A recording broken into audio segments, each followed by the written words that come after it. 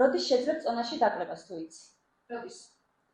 როდესაც შენ მიხვდები იმას, რომ შენ ხარ დამნაშავე იმაში, რომ გავს ჭარბი წონა და შეწყვეტ სხვის დადანაშაულებას.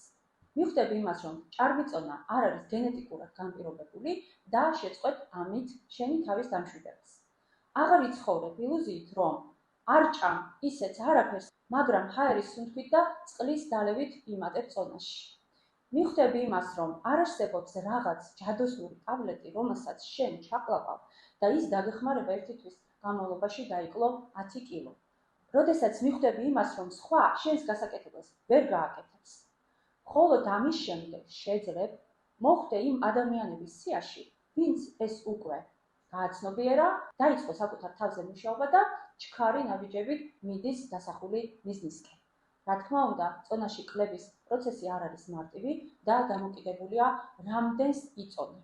რამდენი ხანია გაქვს ჭარბი წონა, ასაკზე, თანხლებ დაავადებებსა და სხვა რამეზე. ამიტომ ნუ დაელოდები იმას, რომ გამოჩნდება ვიღაც ჯადოქარი და რაღაც სასწაულებრივად დაგაკლებინებს წონაში. ეს შენი გასაკეთებელია და შენი ძალისხმევა საჭირო.